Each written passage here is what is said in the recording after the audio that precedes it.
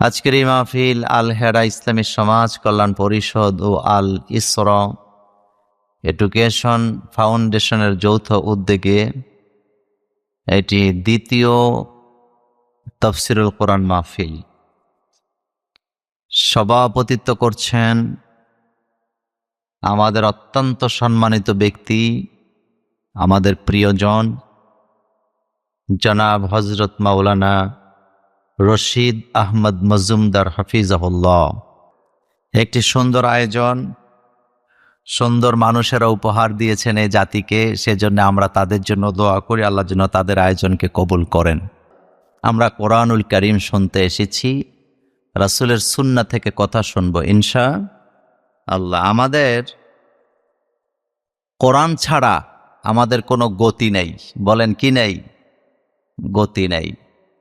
এই কোরআন আল্লাহ পাক মৃত মানুষের জন্য নাযিল করছেন না জীবিত মানুষের জন্য? জীবিত মানুষের জন্য। মরা মানুষের কোরআনের কোনো প্রয়োজন নাই। কোন মানুষ যদি মরার পরে কবরে বসে 100 খতম কোরআন পড়ে কয়টা সওয়াব পাইবে বলেন তো? কোনো সওয়াব পাবে না। কিন্তু দুনিয়াতে বসে যদি একটা অক্ষর তেলাওয়াত করে সাথে সাথে আল্লাহ তাকে 10টি করে নেকি দান করে দিবেন। কারণ হচ্ছে দুনিয়া হলো আখেরাতের খেতি বাড়ি, মাজরা। আর দুনিয়া মাজরাতুল আখেরা।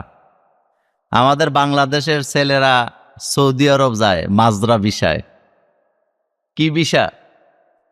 তো মুরব্বীরা মনে করে মাজরা মানে না জানি কি, মানে সৌদি আরব যাচ্ছে তো মাজরা বিষয় যাচ্ছে।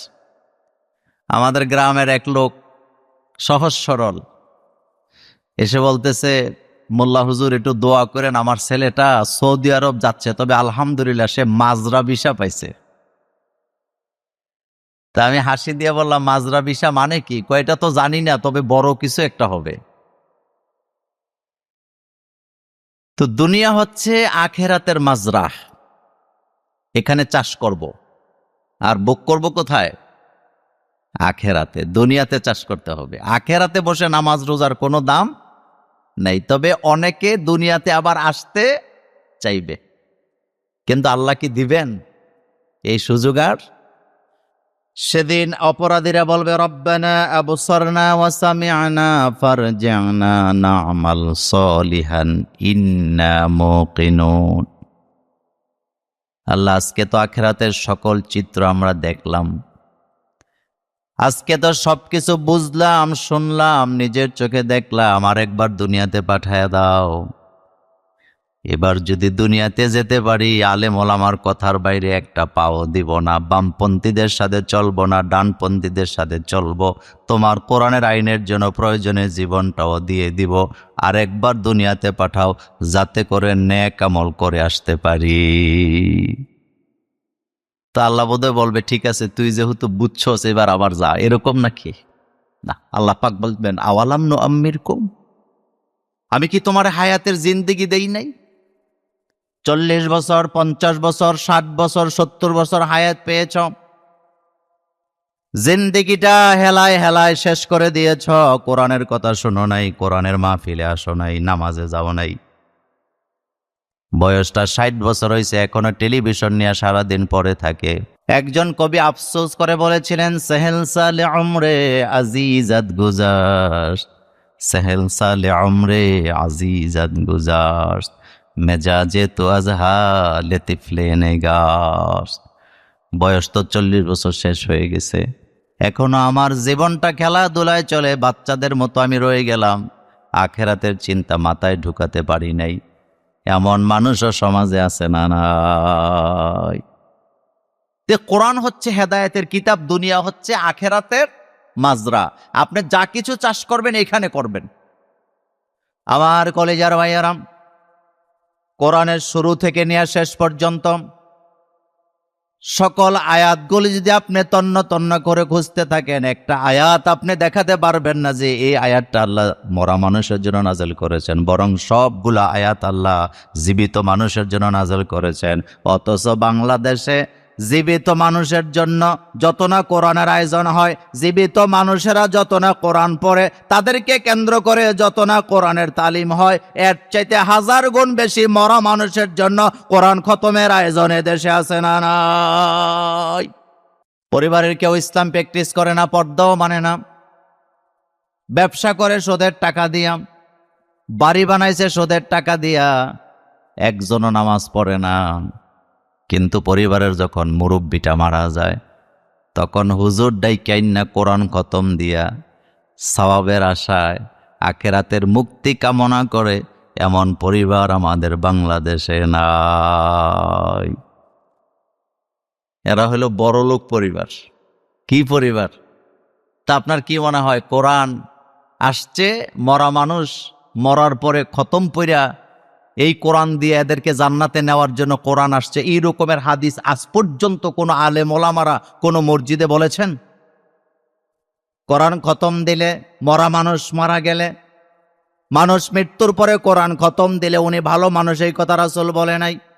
বরং রাসূল বলেছেন, খায়রুকুম মান তাআল্লামাল কুরআনা ওয়া আল্লামাহু, তোমাদের মধ্যে উত্তম সেই ব্যক্তি যে নিজে কোরআন শিক্ষা করে অন্যকে শিক্ষা দেয়।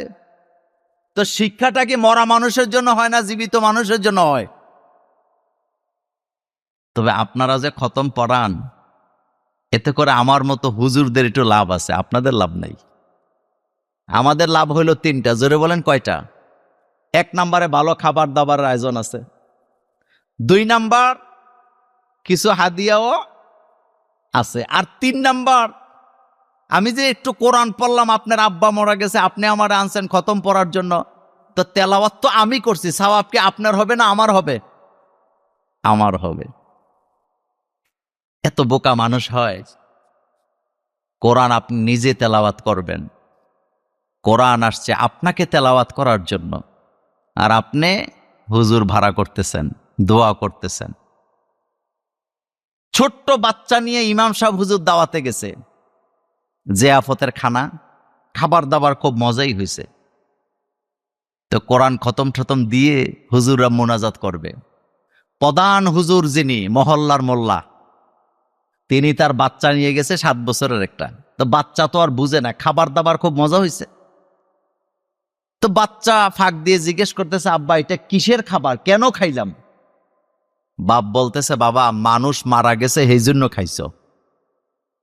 তো বাচ্চার মাথায় ঢুকছে, দেখা যায় মানুষ মারা গেলেই খাওয়া যায়।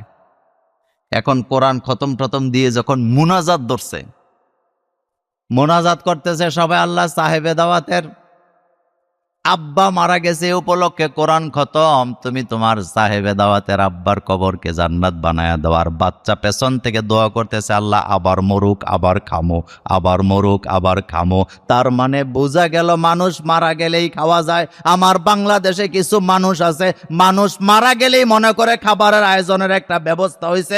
এরকম খাবার দাবার বাংলাদেশে আছে না নাই? অথচ বিশ্বনবীকে আল্লাহ বলছেন, তাহা মা আনজালনা আলাইকাল কুরআনা লিতাশকা, নবী এই কিতাব আপনার প্রতি আমি নাযিল করেছি মানব মণ্ডলীকে অন্ধকার থেকে আলোর পথ দেখাবার জন্য। নবী আপনার প্রতি কোরআন নাযিল করেছে, তাহা মা আনজালনা আলাইকাল কুরআনা লিতাশকা, আমি এই কোরআন নাযিল করেছি আপনি ক্লেশে পড়ে যাবেন, আপনি অভাবগ্রস্ত হবেন, দুশ্চিন্তায় পতিত হবেন, ক্লেশে পতিত হবেন, এই জন্য কোরআন নাযিল করি নাই। কোরআন নাযিল করেছি মানুষের ভাগ্যের পরিবর্তন করার জন্য। এই বাংলাদেশের মানুষের ভাগ্যের পরিবর্তন হবে না ততক্ষণ, বাংলাদেশটা কোরআন দিয়ে পরিচালিত করা যাবে না যতক্ষণ। মা আনজালনা আলাইকাল কুরআনা লিতাশকা, নবী আমি তো কোরআন নাযিল করছি আপনি ক্লেশে পড়ে যাবেন এই জন্য না, আপনার ভাগ্যের পরিবর্তন করার জন্য আমি কোরআন নাযিল করেছি। সুবহানাল্লাহ। কোরআন মানুষের মর্যাদা বাড়ায় না কমায়? আরো জোরে বলেন, কেমনে বাড়ায়? কোরআন যাদের কাছে আছে তাদের মর্যাদা আছে না নাই? বাংলাদেশে যত আলেম ওলামা আছে আপনারা যে সম্মান করেন, মূল কারণ কোরআন, কথা ঠিক কিনা? আমি মাঝে মধ্যে বলি, বাংলাদেশের ডিসি, এসপি, অফিসার, সচিব, তাদের টিফিন ক্যারিয়ারে বাটি থাকে 2টা অথবা 3টা। কয়টা থাকে? একমাত্র গ্রামের ইমাম আর মুয়াজ্জিনদের টিফিন ক্যারিয়ারে বাটি থাকে 5টা। কথা কর না কেন? কয়টা? এরপরে আবার আলাদা 2টা বাটিতে তরকারির ব্যবস্থা করে দেয় আমাদের মা বোনেরা। কথা ঠিক কিনা? আচ্ছা, এটা কিসের কারণ? কোরআন। গ্রামে ইমাম সাহেবের খাবার ঘরে ঘরে আছে না নাই? কিন্তু একজন রিক্সাওয়ালা, ঠেলাওয়ালা, দিন মজুর, দিন আনতে দিন খায়, কিন্তু যেদিন ইমাম সাহেবের খাবার যায়, আপনি বলেন তো বাজার কম করে না বেশি করে? নিজের কলিজাটা বুনা করে ইমাম আর খতিবদেরকে জনগণ খাওয়ায় শুধুমাত্র আল্লাহর কোরআনের কারণে। আমার কলেজার ভাইয়েরা, গ্রামের মহল্লার মানুষেরা, হৃদয় দিয়ে কলিজা পুরাইয়া ইমাম সাহেবদেরকে খাওয়ায় শুধুমাত্র কোরআনের কারণে। অথচ কিছু কিছু খতিব আছে মেম্বরে দাঁড়ায়া এই কোরআনের আইনের কথাটাও বলতে পারে না। এমন খতিব, এমন ইমাম আমার বাংলাদেশে আছে না নাই?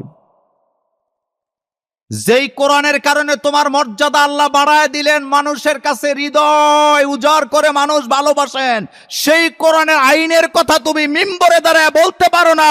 এই মিম্বর তোমার জন্য যোগ্যতা বহন করে না। কারণ এই মিম্বর পৃথিবীর কোন নেতা তোমাকে উপহার দেয় নাই। এই মিম্বর উপহার দিয়েছেন মুহাম্মাদুর রাসূলুল্লাহ সাল্লাল্লাহু আলাইহি সাল্লাম। পৃথিবীর যে কোনো রাজনৈতিক মঞ্চে কথা শুনাইতে টাকা লাগে। কথা বলেন, কি লাগে? আপনাদের এলাকায় বিরাট বড় নেতা আসবে, অমুক দলের তমক, টাকা কি জনগণ দেয় না নেতা উল্টা দেয়?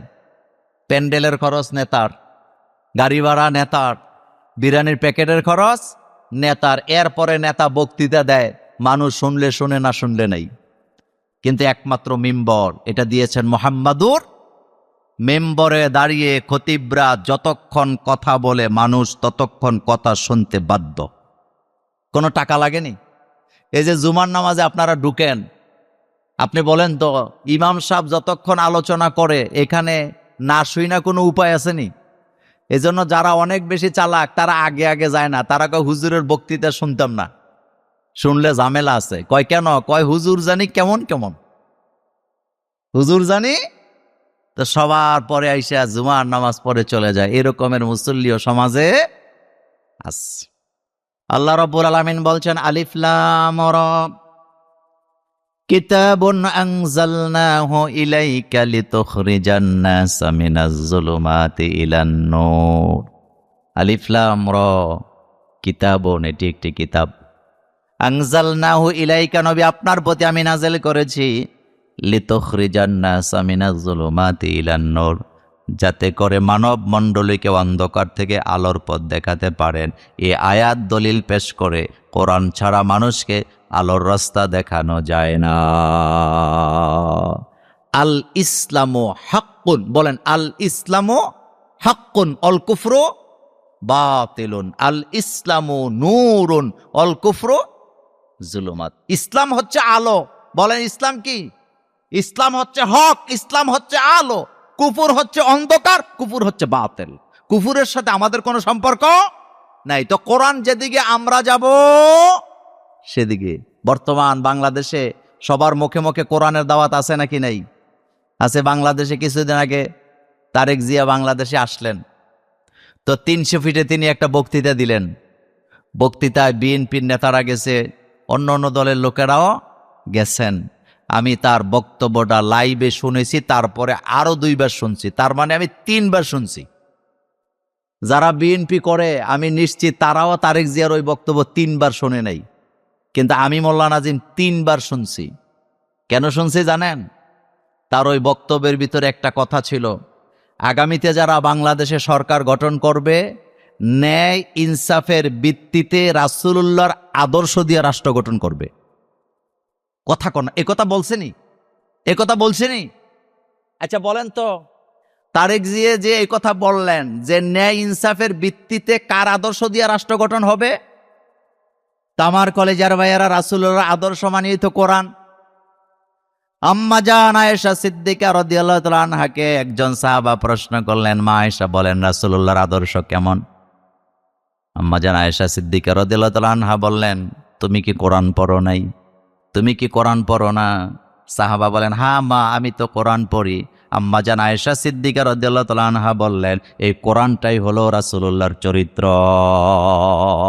আল্লাহু আকবার! এই কোরআন হচ্ছে রাসূলুল্লাহর চরিত্র। তাহলে দেখেন, যারা বিএনপি করে, যারা জামাত করে, যারা ইসলামী ঐক্যজোট করে, যত দল আছে, আগামীতে বাংলাদেশ গঠন করতে চায় কি দিয়া? কোরআন দিয়া। জোরে বলেন কি দিয়া? এই কোরআনের জন্য আগামীতে কাঁধে কাঁধ মিলিয়ে আমরা এগিয়ে যাব, আমাদের মধ্যে কোনো বিভেদ থাকবে না। রাজি আছেন মুসলমান? আল্লাহ পাক কবুল করুক, আমরা বলি আমিন।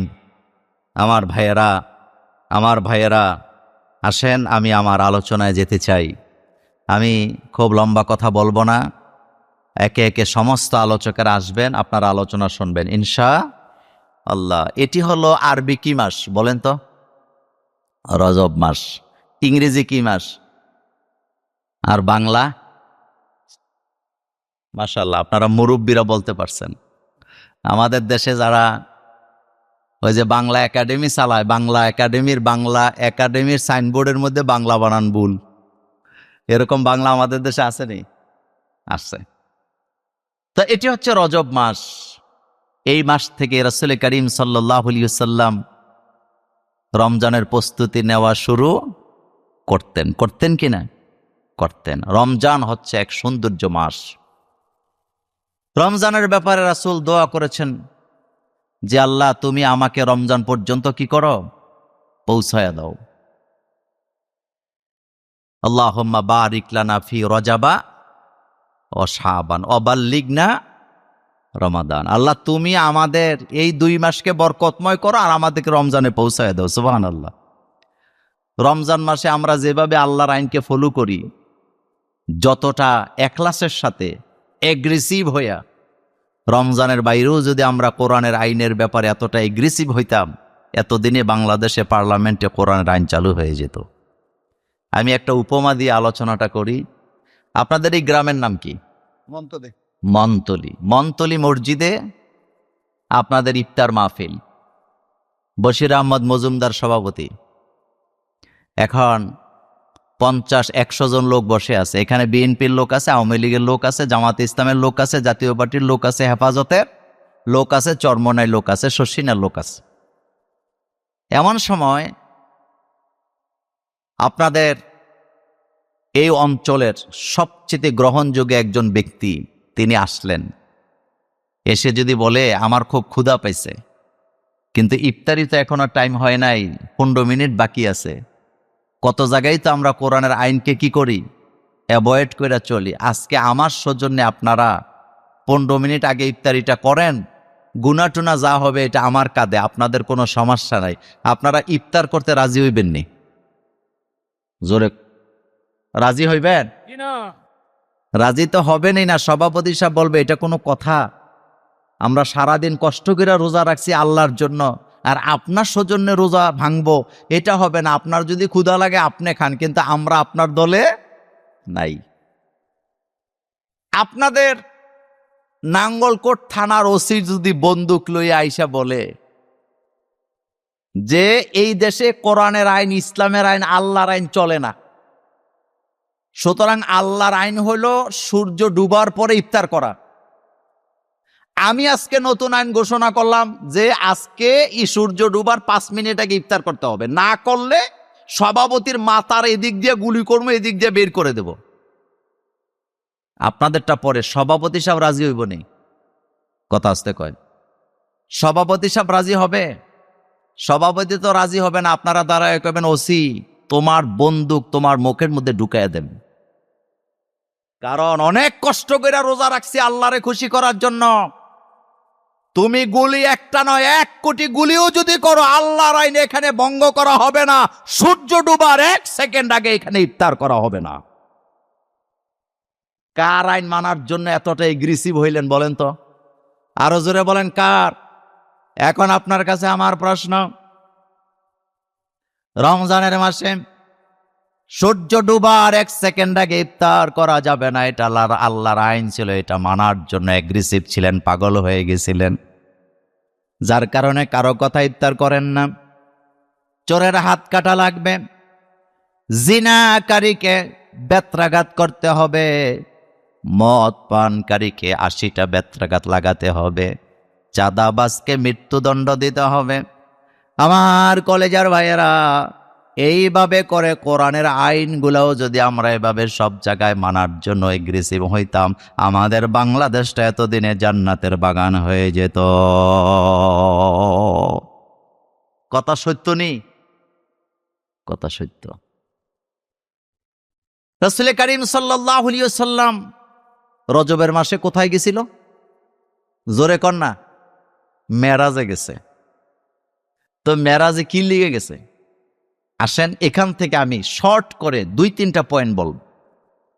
আল্লাহ রাব্বুল আলামিন বলছেন, পরের আমার সাথে, আউযু বিল্লাহি মিনাশ শাইতানির রাজীম, বিসমিল্লাহির রহমানির রহিম, সুবহানাল্লাযী আসরা বিআবদিহি লাইলাম মিনাল মাসজিদিল হারামি ইলাল মাসজিদিল আকসা الذي باركنا حوله لنريه من آياتنا إنه هو السميع البصير। কথাগুলা কার? আল্লাহ পাকের। কত পার্সেন্ট সত্য? জোরে বলেন। এই ঘটনা যদি বিশ্বাস না করেন, ঈমান আছে না গেছে? ঈমান চলে গেছে।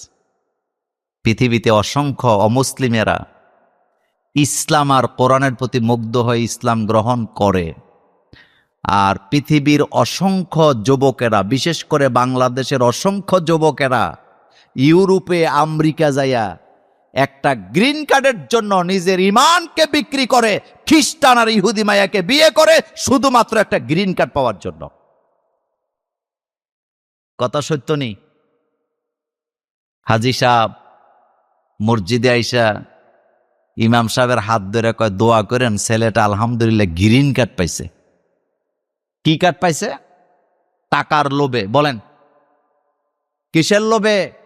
টাকার লোভে ফরম পূরণ করে ওই দেশের আইন মাইনা খ্রিস্টান আর ইহুদি মেয়েকে বিয়ে করে নিজের ঈমানকে বিসর্জন দেয় শুধুমাত্র একটা গ্রিন কার্ডের জন্য। কথা সত্য নেই? এখন যদি একটা ফতুয়া দেই, কালকে বিদেশে যারা যায় তারা আমার বিরুদ্ধে আন্দোলন করবে, কিন্তু আমি কথাটা বলেই দেই, গালাগালি খাইতে মজা লাগে হক কথা বইলা। সেটা হচ্ছে, অমুসলিম দেশে মুসলমানেরা হিজরত করা জায়েজ নাই। যেখানে গেলে আপনি আপনার ঈমান, আপনার আমল, আপনার আখলাক, আপনার চরিত্র, আপনার ইসলামের হেফাজত করতে পারবেন না, সেখানে আপনি যাবেন না। বরং যেই দেশে ইসলাম মানা যায় না, ওই দেশ থেকে নিজেকে হিজরত করে অন্য দেশের বাসিন্দা বানানো, এটা রাসূলুল্লাহর সুন্নাহ। আর আপনি একটা গ্রিন কার্ডের জন্য নিজের ঈমান কি করতেছেন? বিক্রি করে দিতেছেন। এরকম আসেনি? এই টাকা আমাদের কোনো দরকার নাই। আমার কলেজার বাইরে মেরাজের ঘটনা যখন আল্লাহ রাসূল শোনাইলেন, অসংখ্য সাহাবা তখন যারা ছিল, যারা রাসূলুল্লাহর হাত ধরে ঈমান এনেছিলেন, তারা ঈমান ছেড়ে চলে গেছে, কারণ তারা ঘটনাটা বিশ্বাস করতে পারেন নাই।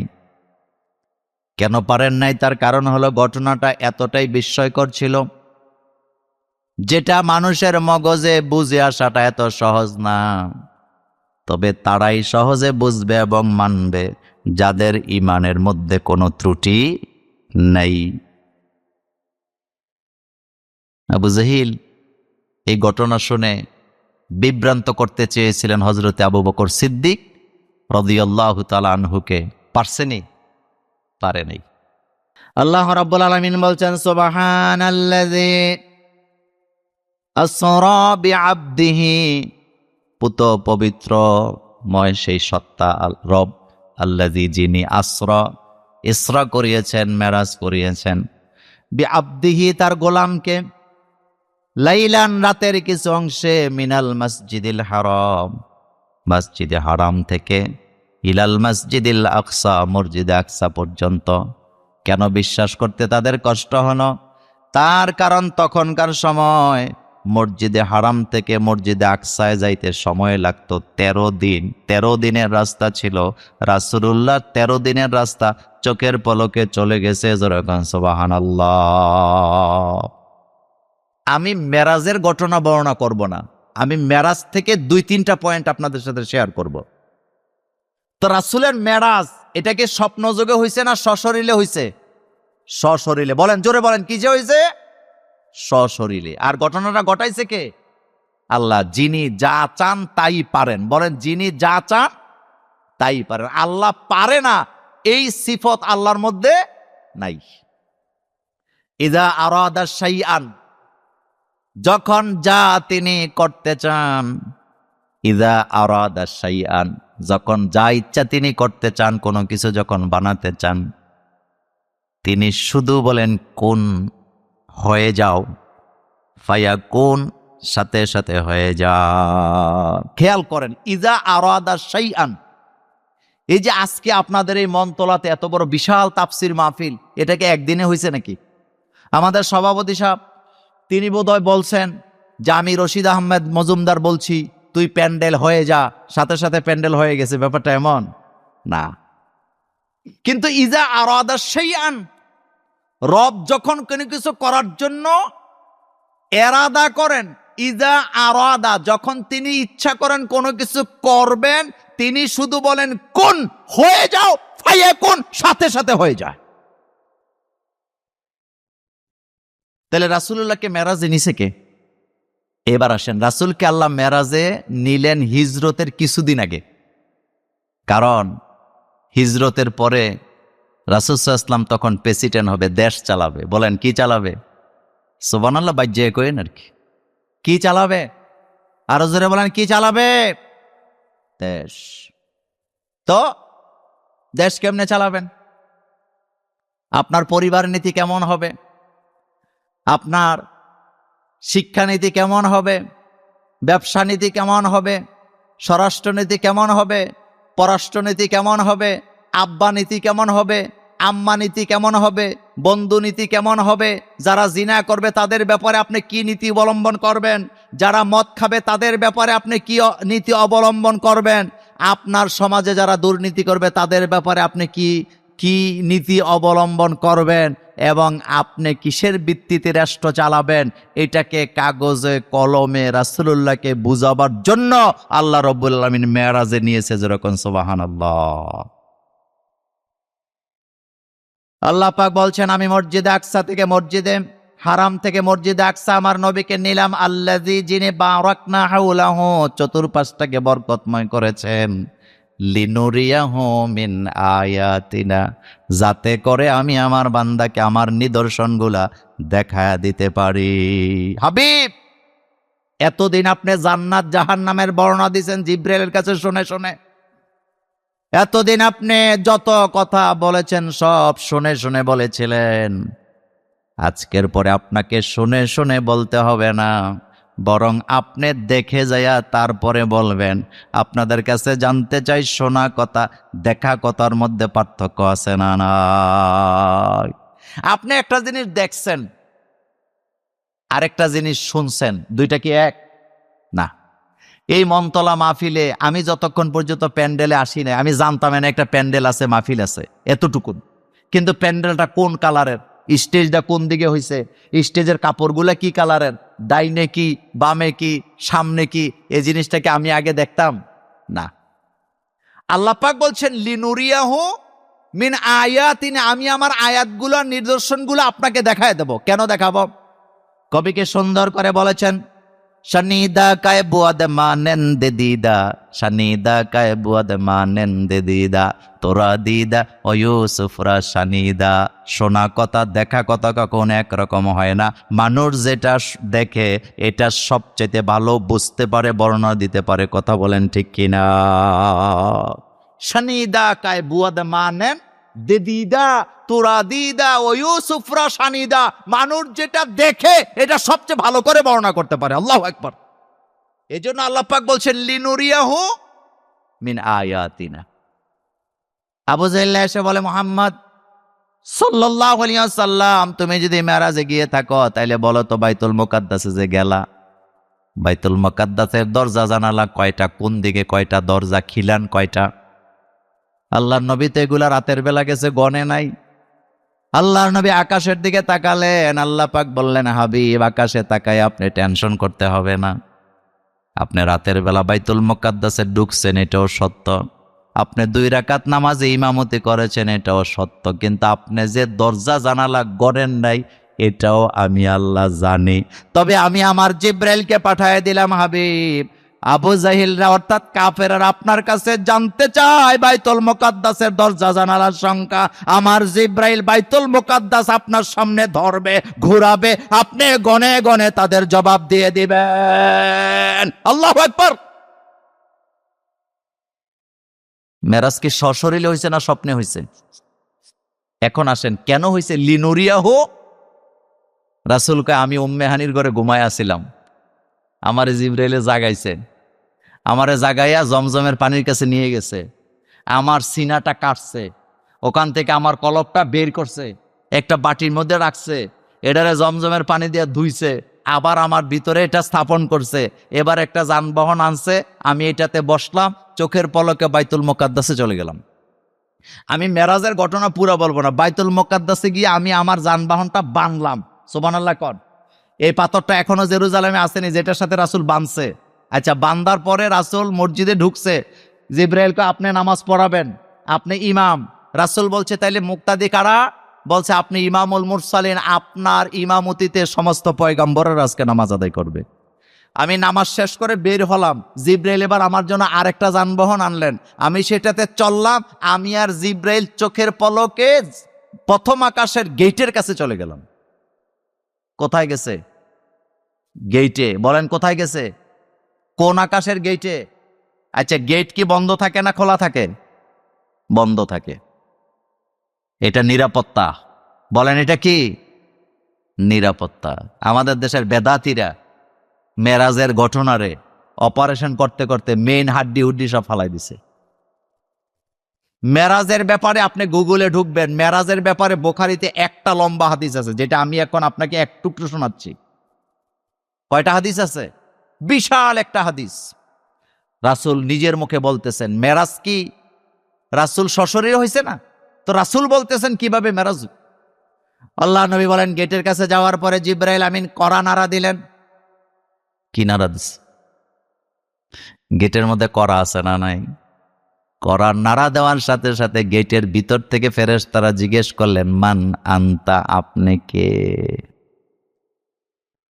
জিবরাইল আমিন হচ্ছে ফেরেশতাদের সর্দার, অথচ গেট খোলা নাই, গেটের দরজা লাগানো, গেট ভিতর থেকে তালা দেওয়া। প্রশ্ন করছে, ভিতর থেকে আপনি কে? 1 সেকেন্ড জিবরাইল দেরি করে নাই নিজের পরিচয় দিতে। পরিচয় দিলেন, আনা জিবরাইল, আমি জিবরাইল, আমি জিবরাইল। প্রশ্ন এখন আর শেষ হয় না, এবার জিজ্ঞেস করতেছে, অমাম মাআকা, আপনার সাথে কে? জিবরাইল বললেন, মুহাম্মাদুর রাসূলুল্লাহ সাল্লাল্লাহু আলাইহি ওয়াসাল্লাম। প্রশ্ন এখনো শেষ হয় নাই, 3 নম্বরে প্রশ্ন করছে, আপনার সাথে যে মুহাম্মদ সাল্লাল্লাহু আলাইহি ওয়াসাল্লাম আসছেন, মুহাম্মদ সাল্লাল্লাহু আলাইহি ওয়াসাল্লামকে আল্লাহর দরবারে দাওয়াত দেওয়া হয়েছে নাকি? জিবরাইল কয়, হ্যাঁ দাওয়াত দেওয়া হয়েছে। রাসূল কয়, বলার সাথে সাথে দরজা খুলে দেওয়া হলো। এখানে রাষ্ট্রীয় নিরাপত্তা শিক্ষা দেওয়া হচ্ছে আমার কলেজার ভাইয়েরা। বর্ডার যদি সংরক্ষণ করা না যায়, বর্ডারের নিরাপত্তা যদি নিশ্চিত করা না যায়, অপরাধীরা অপরাধ ঘটায় বর্ডারের ওই পাশে চলে যায়, আর ওই পাশ থেকে গাজার পোটলা, ইয়াবার পোটলা, ফেন্সিডালের পোটলা বাংলাদেশে আসে নাকি আসে না? এখানে জিবরাইল আমিন আর রাসূলুল্লাহর মর্যাদা কমানোর কথা আসে নাই, যে গেট বন্ধ ছিল তাদের মর্যাদা কমছে, ব্যাপারটা এমন নয়। নিরাপত্তা ব্যবস্থাটা কেমন হবে সেটা শিক্ষা দেওয়া হচ্ছে। অনুমতি ছাড়া মন্ত্রী মিনিস্টারকে কক্সবাজার থেকে পরীক্ষা ছাড়া নিরীক্ষা ছাড়া ঢাকায় আসতে দিলে হতে পারে তার পিএসেরা, ড্রাইভারেরা, সঙ্গীরা ইয়াবা ট্যাবলেট নিয়ে ঢাকা শহর চলে যাবে। কক্সবাজারের টেকনাফে মিটিং হবে, প্রধানমন্ত্রী যাবে, প্রেসিডেন্ট যাবে, স্বরাষ্ট্রমন্ত্রী যাবে, পররাষ্ট্রমন্ত্রী যাবে, খাদ্যমন্ত্রী যাবে, পেট মন্ত্রীরাও যাবে। প্রত্যেকটা গাড়ির সামনে নিজের দলের ব্যানার আছে না নাই? আছে। যখন পুলিশেরা দেখে তাদের ব্যানার, এখন আর গাড়ি চেক কথা কন না কেন, গাড়ি চেক করে না। হাজার হাজার মানুষ টেকনাফে মিটিং করল। টেকনাফ হইল বাংলাদেশের ইয়াবার রাজধানী। কথা কন না কেন, কিসের রাজধানী? জোরে কন না, কিসের রাজধানী? আমি মোল্লা নাজিম জানি, আবার মনে মনে কেন ব্যবসা করেন নাকি? আমি সেখানে যাই, ওখানে রোহিঙ্গাও আছে, বাংলাদেশিও আছে। বাংলাদেশিরা আমাকে আফসোস করে বলেছে, মোল্লা ভাই, রোহিঙ্গারা যারা আমাদের এখানে আসছেন তাদের মধ্যে দুই একজন, সবাই খারাপ না, তাদের বাজারের বড় মাছটাও কিনতে পারি না। বললাম কেন? এগুলা ইয়াবা ব্যবসা করে, টাকা 2 নাম্বারই, বাজারে যায় সবচেয়ে বড় মাছটা কিনে। আমি বললাম প্রশাসনের লোকেরা কি জানে না? বাগযোগ কইরা খায়। কি কইরা খায়? গোশ এখন আর বাংলাদেশে নাই। কথা কয় না। আপনাদের ইউনিয়নের নাম কি? রায়কোটের ইউনিয়ন কাউন্সিল অফিসে বোধহয় গোশ চলে না। একটা জন্ম নিবন্ধন আনতে টাকা লাগেনি? কথা আসতে কোন কেন লাগে না? আবার দেখবেন ভোটার আইডিতে নাম ভুল করছে তারা, খেসারত দিবেন আপনি। খেসারত বুঝেন তো? কাদেরকে দেওয়ায়? এই সব গাঁজাখুরদের দিছে কম্পিউটার টিপার জন্য। হাতে 14 গোষ্ঠীর দিকে কম্পিউটার জানে না। দলীয় কর্মী 5,000 রে দিছে, 5,000 ভোটার লিস্ট তুই করবি। হেতে দৈন্তাস্বরে তালিবাস বানাইছে, মদিনা নয়রে দৈন্তান্ন বানাইছে। কার নাম কি? আমেনা বেগম রে জামানা বেগম বানাইয়া পুরা জাতিকে একটা বিভ্রান্তিতে তারা ফেলে দিয়েছে। এদের জুতা দিয়া মালা বানাইয়া গলাত পরে ঘুরানোর দরকার ছিল। আমি বাংলাদেশের নাগরিক, আমার বাপ নাগরিক, আমার মা নাগরিক, আমার দাদা নাগরিক, আমার দাদি নাগরিক, আমার 14 গোষ্ঠী এখানকার নাগরিক। অথচ পাসপোর্ট করতে গেলে পুলিশের একটা রিপোর্ট দিতে 1000 টাকা চায়। কথা কন্ডা কেন চাই কি না? কিছুদিন আগে আমার পাসপোর্ট রিনিউ করতে হবে, তা আমার বাড়ি কুমিল্লা তিতাস থানার, 2-3 বছর আগের কথা। এখন আমার এই রিপোর্ট গেছে তিতাসে, তিতাস থানা থেকে এটা পাঠাইছে আমার গ্রামে। গ্রামের যেতে দায়িত্ব, নাম বললাম না আর কি, পদরা কি বুঝেন তো, হেতে ফাইল নিয়ে গেছে মেম্বারের কাছে। হেতে আর ফাইল খুলে নাই, হেতে প্যাকেট নিয়ে মেম্বাররে বলছে, ধরেন এই ফাইলটা, এটা একটা পাসপোর্টের রিপোর্ট, 1000 টাকা নিয়েন। কত নিয়েন? কথা কেন বাঙালি, কত? 1000। তো মেম্বার কথা বলতে বলতে এক পর্যায়ে খামটা খুলছে, খুইলাই উপরে দে আমার ছবি। মেম্বরে হেতেরে কয়, বেড়া কত লইতাম? কয় 1000। কয় কাঁদতে লবি, এটা তোর আব্বা। এখন হেতে এটা দেখা কয়, ভাই আমি তো জানি না এটা যে হুজুরের। হেতে আর এটা মেম্বারের কাছে দেয় না, মেম্বারের থেকে নিয়ে দিছে এটা তিতাস। 2-3 দিন পরে আমি কি কাজে তিতাস রেখেছি, মেম্বারে এখন আমার ফাও ধরে সালাম করতেছে। কি এর মধ্যে দইরা? তো ফায়ে ধরে সালাম করা যাওয়া যাচ্ছেনি? আমি হেরে টান দিয়ে উঠে বুকের মধ্যে লাগাইছি। কয় হুজুর অন্যায় করে লাইছি, মাফ করে দেন। আমি কই কি অন্যায় করছো? আমি তো কিছুই জানি না। কই এই ঘটনা। তা আমি মোল্লা নাজিম দেখে আমাকে ছেড়ে দিবেন, আরেকজনকে কষ্ট দিবেন, এমনটা হওয়া উচিত? আইন সবার জন্য, জোরে বলেন সবার জন্য। আচ্ছা বলেন, তারেক জিয়ার আইডি কার্ড হয়েছে কয় ঘন্টায়? কথা কর না কেন? এটা আমাদের হিংসা না, আমাদের গর্ব যে আমরা ইচ্ছা করলে 1 ঘন্টায় আইডি কার্ড করতে, কথা কর না কেন, 1 ঘন্টায় আইডি কার্ড করতে। তো যেই জাতি তারেক জিয়ার আইডি কার্ড 1 ঘন্টায় করতে পারে, সেই জাতি মন্তলা গ্রামের জামাল উদ্দিনের আইডি কার্ডও 1 ঘন্টায় করে দিতে হবে। এখানে কোনো কনসিডার করা যাবে না, কারণ আইন সবার জন্য। কি এখন টেকনাফ থেকে রওনা দিছে মন্ত্রী মিনিস্টাররা মিটিং শেষ কইরা। টেকনাফ হলো ইয়াবার রাজ্য, কথা বলেন কিসের রাজ্য? এখন গাড়িগুলা ওই যে কি লাগাইছে সামনে, হ্যাঁ ব্যানার লাগাইছে, দলীয় ব্যানার লাগায় ঢাকার দিকে যাচ্ছে। পুলিশকে এগুলা চেক করে না, ছেড়ে দেয়? ছেড়ে দেয় না। আর এই সুযোগে টেকনাফের ইয়াবা ঢাকা শহরের রাজধানীতে চলে যায়। এই কথাটা এখানে শিক্ষা দেওয়া হচ্ছে। দরজা কি খোলা থাকবে না বন্ধ থাকবে? আর যখন কেউ জিজ্ঞেস করবে এখানে কে, সাথে সাথে নাম বলবেন, এটা সুন্নত। বলেন কি বলবেন? আল্লাহ রাসূল একজনকে জিজ্ঞেস করছিলেন এখানে কে, কয় আনা। রাসূল আবার জিজ্ঞেস করছে এখানে, কয় আমি। আবার জিজ্ঞেস করছে এখানে কে, আমি। আল্লাহ রাসূল তাকে ধমকি দিয়ে বলেন, বেটা আমি বলো কেন, নাম বলো। নাম বলে না তারা চুরির মতলবে যায় যারা, কথা কয় না বাং। আপনাদের বাড়ির পাশে হঠাৎ রাত 10টা বাজে আওয়াজ হয়েছে, যখন ঘর থেকে মালিক জিগাইছে এখানে কে, যদি চুরির মতলবে আইসা থাকে নাম বলবে না, দৌড় দিবে। আরো জোরে কন্যান। আর ভালো মানুষ যদি কোনো কাজে যায় থাকে তাহলে নাম বলবে নাকি বলবে না? নাম বলবেন। আমাদের দেশে আব্বারা ছেলের কাছে ফোন দেয়, সালামটাও দেয় না। তুই কই রে? তো ছেলে কয় আপনি কে? কয় চিনস না, আমি তোর আব্বা। বেয়াই বেইনের কাছে ফোন দিস, ফিরিতির আলাপ করে, কান্নে আরে চিনছেন নি? তো বেআইন কয় না চিনলাম না তো। কয় কণ্ঠ শুনে বুঝেন না নি? তোকে বুঝি নাই তো। কয় এখনো চিনছেন না নি? কইতে কইতে 2 মিনিট নেই। কয় মিনিট? তো 2 মিনিট কেন গেল? আপনার উচিত ছিল আপনি ফোনটা দিয়ে বলবেন আসসালামু আলাইকুম ওয়া রাহমাতুল্লাহ, আমি মোল্লা নাজিম বলছি। এখন আর কোনো গন্ডগোল আসেনি। কিন্তু আপনি যে এই নাটকটি করেন, এগুলা করেনি। মাঝে মাঝে আপনাদের এই নাঙ্গল কোট থেকে আমার ফোন দিয়া হুজুর আরে চিনছেননি, তা আপনার আমার চিনার দরকার কি? আপনি কে নাম বলে? এটা সুন্নত। বলেন এটা কি? আরো জেলে বলেন এটা কি? তবে নাম তারা বলে না যারা মানুষের বাড়িতে উকি ঝুঁকি দিয়া গোপন কথা শোনে। মানুষের বাড়িতে ফাঁক দিয়া উকি মারে চোখ দিয়া, এরকমের লোক আমাদের এই এলাকায় নাই। তাদের একটা শাস্তি ইসলামে আছে নাকি নাই? সেই শাস্তিটা কি? রাসূল বলেছেন যারা মানুষের বাড়িতে চোখ দিয়া উকি ঝুঁকি মারে, আমি মুহাম্মদ সাল্লাল্লাহু আলাইহি ওয়াসাল্লামের হাতে যদি তোমরা একটা বল্লম দাও, আমি ওই বল্লমটা দিয়ে তার চোখটাকে জনমের মতো অন্ধ বানায় দেব। মানুষের বাড়িতে উকি মারস কেন? এটা দয়াল নবীর কথা। বলেন কার কথা? খালি জিলাফির ওয়াজ করলে সারবে না। রাসূলকে আমার হাতে যদি বল্লম থাকে, বলেন কি বল্লম চিনেন তো আপনারা?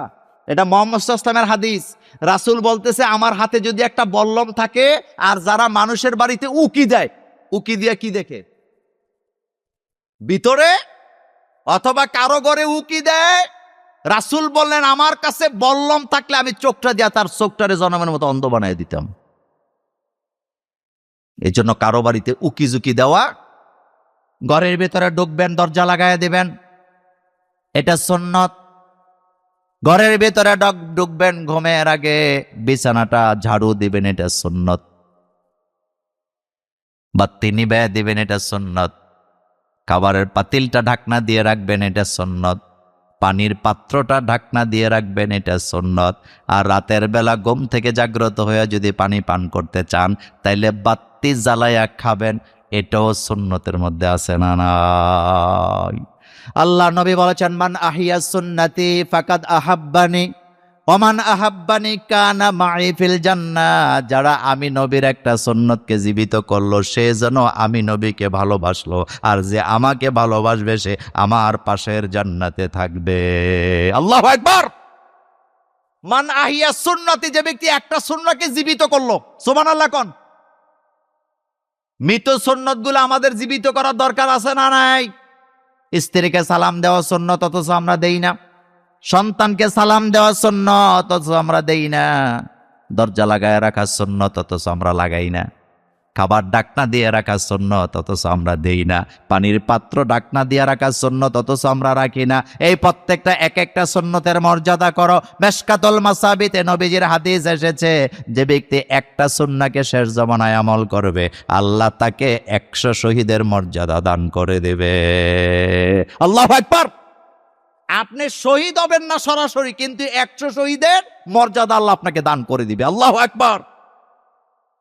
এগুলা সুন্নত। বলেন এগুলা কি?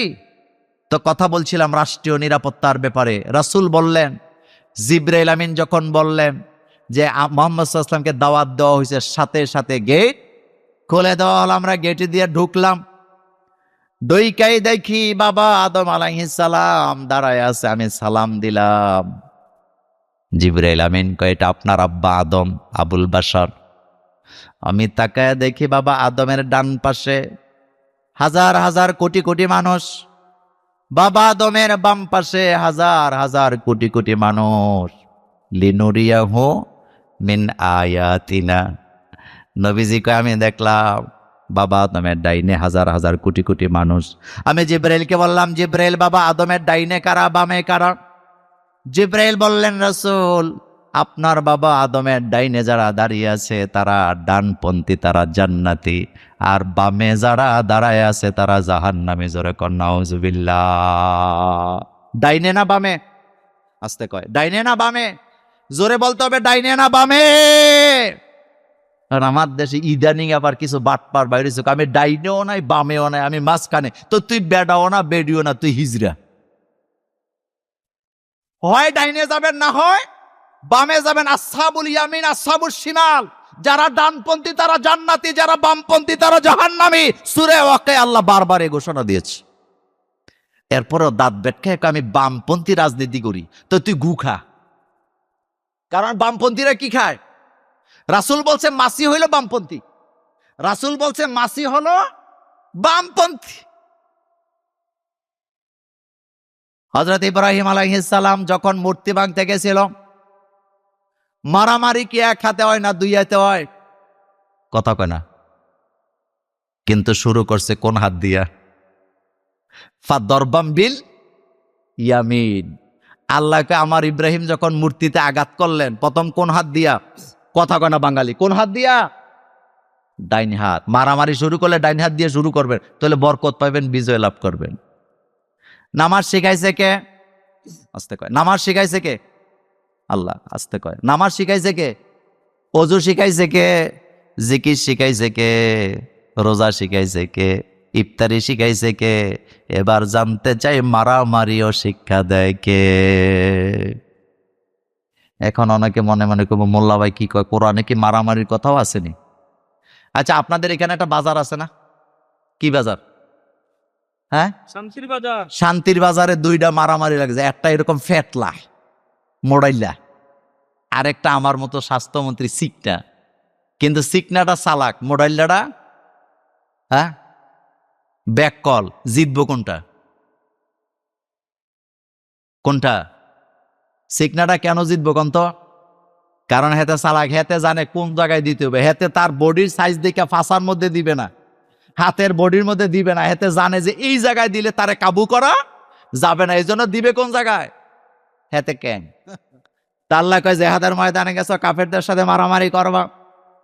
ও বান্দা, আমি আল্লাহ নামাজ শিখাইছি, রোজা শিখাইছি, ওযু শিক্ষা দিছি, গোসলটাও শিক্ষা দিছি, মারামারিটা আমি শিখাইছি। কারণ জিহাদের ময়দানে আমার জন্য যারা জিহাদ করে, আমার জন্য যারা মারামারি করে, তারা সেখান থেকে হাইরা আসুক আমি চাই না। এই জন্য কোন জায়গায় দিলে কাবু করা যাবে, এই ঘটনা সবচেয়ে ভালো জানেন কে? চিল্লায় বলেন কে? এখন বলেন মোল্লা ভাই, এটা আবার কোন জায়গায় আছে? এবার খেয়াল করেন, আল্লাহ পাক বলছেন, ফাইদা লাকিতুমুল্লাযিনা কাফারু ফাদরবার রিকাব। মোল্লার কথা না আল্লাহর কথা? হুজুররা কথা কয় না, মোল্লার কথা না আল্লাহর কথা? ফাইজা লাকিতুমুল্লাযিনা কাফারু ফাদরবার রিকাব। আমাদের শশিনার পিচ্ছা হুজুর, চরমনার পিচ্ছা হুজুর যদি তালিমের মধ্যে, ফজরের নামাজের মধ্যে কইতো, যখন তোমরা মারামারি করবা, গর্দানে মারবা। মুরিদরা কইতো এটা আবার কোন জিকির? আমাদের দেশে জিকির মানে হলো মসজিদে বইয়া একটু আওয়াজ দেওয়া লা ইলাহা ইল্লাল্লাহ। আসলে কি এটাই জিকির? না, জিকিরের ব্যাখ্যা দেওয়ার সময় আমার এখানে নাই, কিন্তু আমি কথা বুঝাচ্ছিলাম, যে আল্লাহ আমাদেরকে নামাজ শিক্ষা দিয়েছেন, সেই আল্লাহ জিহাদের ময়দানে মারামারি করতে যে কোন জায়গায় আঘাত করতে হবে সেটাও আমার আল্লাহ শিক্ষা দিয়েছেন। ফাইদা লাকিতুমুল্লাযিনা কাফারু ফাদরবার রিকাব। কোন জায়গায় মারো, কোন জায়গায় মারো? এটারে কি করেন আপনারা? গর্দান। গর্দান কেন বলা হয়েছে? কারণ যারা আল্লাহর জমিন, আল্লাহর নাজ নেয়ামত খায়া আল্লাহর আইন মানে না, তাদের গাড়ের রগ একটা টেরা। এই টেরা রগটাকে সোজা করার জন্য গর্দানে দেওয়ার দরকার আছে না? না, তবে মুছে তেল দিয়ে লাভ নাই। আগামীর বিশ্ব আল কোরআনের বিশ্ব, মুছে তেল দিয়া লাভ নাই। আর বিড়ি টাইনা টাইনা ওই যে ওয়াজের বিরুদ্ধে কথা বলা, যে ওয়াজে এখন আর যাই না, এতে বিড়ি খাইতে আসতে ওয়াজে এখন যাই না, হুজুররা এখন ওয়াজ করে খালি রাজনীতি করে। তো তোর আল্লাহ কইতেছে চোরে হাত কাটার কথা, এটা রাজনীতি হইল কেমনে? ব্যাককল কোথাকার। আগামীর বিশ্ব হবে কোরআনের বিশ্ব, এতে কোনো সন্দেহ নেই। দেখছেন না ভারতে এক মসজিদ বানাইবো কইছে, কইছেনি? ইট কি পরিমাণ আইছে তারা বলছে, মসজিদ আমরা বানাবো একটা, কিন্তু ইট আসতে আসতে এমন বড় বড় স্তূপ হইছে, 4টা মসজিদ বানানো যাবে। জোরে কোন সুবহানাল্লাহ। কি বুঝলেন? কি বুঝলেন? ভারতের মহারাষ্ট্রে এক পরিবারের 32 জন ঘোষণা দিয়া একসাথে কালিমা পড়ে মুসলমান হয়েছে। বাংলাদেশও দিনে দিনে কোরআনের খাদেমের সংখ্যা বাড়ে না কমে? কথা কন না কেন? কালকে আমার মাহফিল ছিল রাতের বেলা দেবিদ্যার, কুমিল্লা, হাসনাত আব্দুল্লাহ, নাম শুনছেন নি? ফেডের সাইতে কলজা বড়, কথা কয় না বাঙালি। ফেডের সাইতে সিনা বড়। আচ্ছা, রাসূল সাল্লাল্লাহু আলাইহি ওয়াসাল্লামের পেট বড় না সিনা বড়? এটা কোরআনে আসেনি? অরফা'না লাকা আলাম নাশরাহ লাকা সাদরাক। ফ্যাট মোটা করলে হবে না, সিনাটা মোটা করেন। আল্লাহ কোরআনের কোথাও বলে নাই যে আমি নবীদের পেট মোটা করছি। আল্লাহ সব জায়গায় বলছে আমি নবীদের সিনাটাকে প্রশস্ত করছি। কারণ ফ্যাট মোটা জরুরি না, জরুরি কোনটা?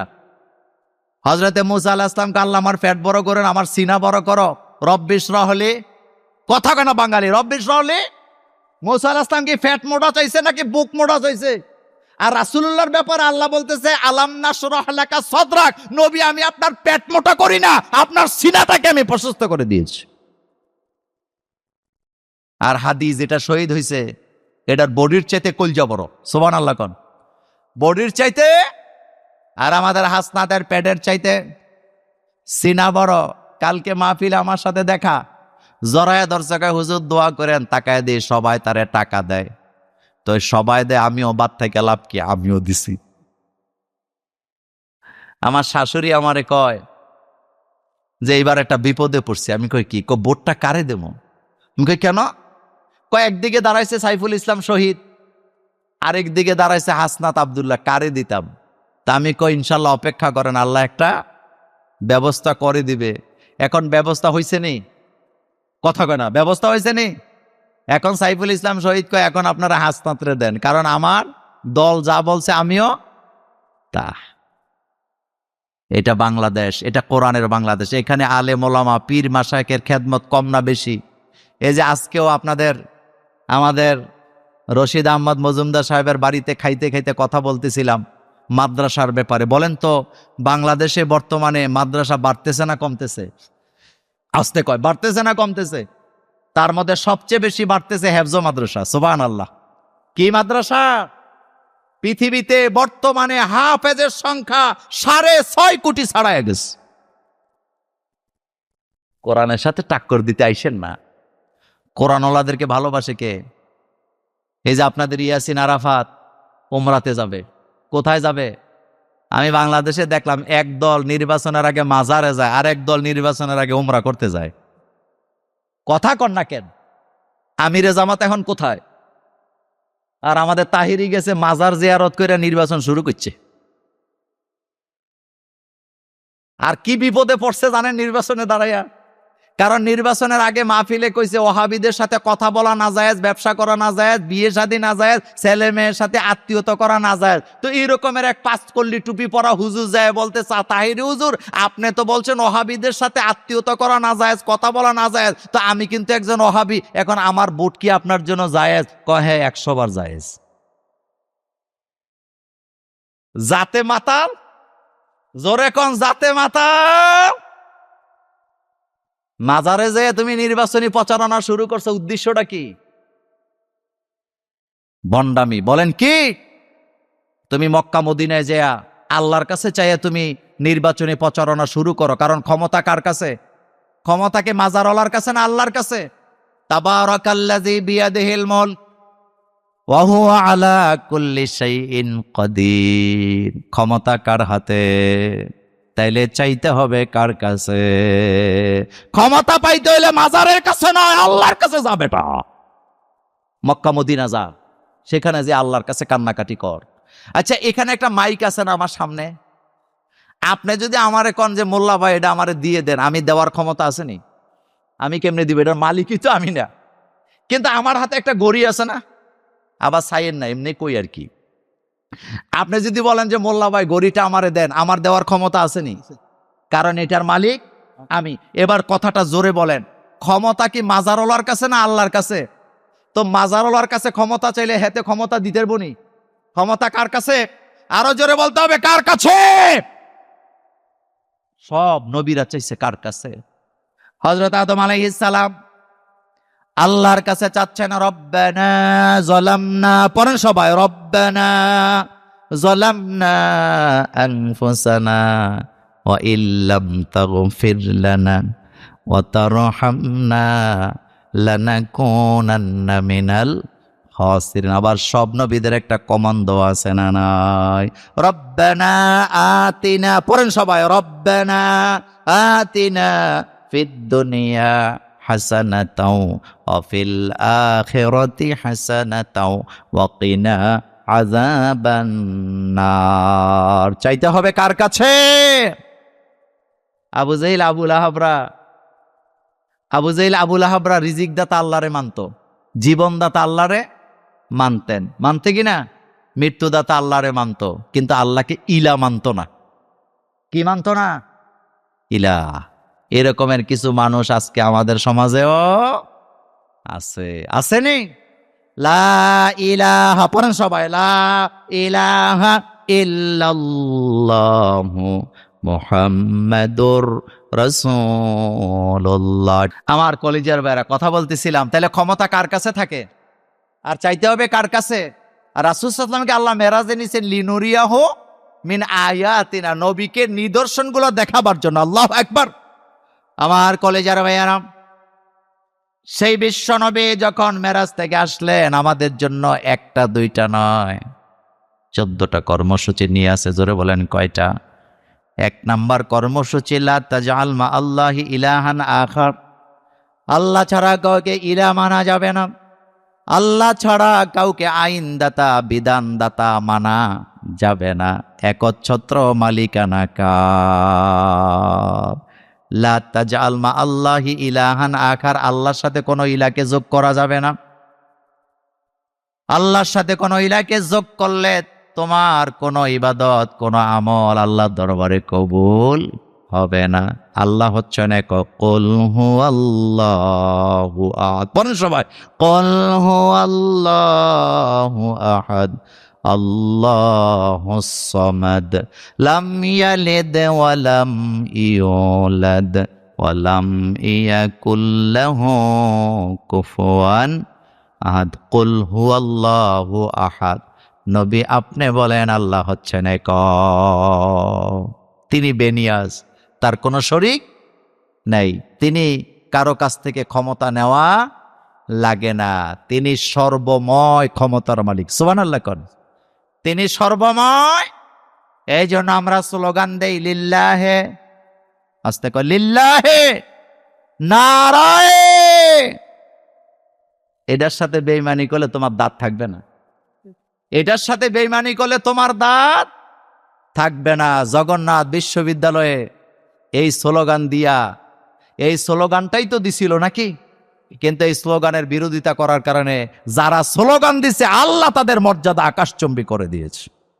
সুতরাং আমরা যতদিন দুনিয়াতে বেঁচে থাকবো ইসলামের পক্ষে থাকবো ইনশাআল্লাহ। আল্লাহ আমাদের সকলকে কবুল করুক। আবারও ভবিষ্যতে দেখা হবে অন্য কোনো দিন অন্য কোনো বিষয় নিয়ে।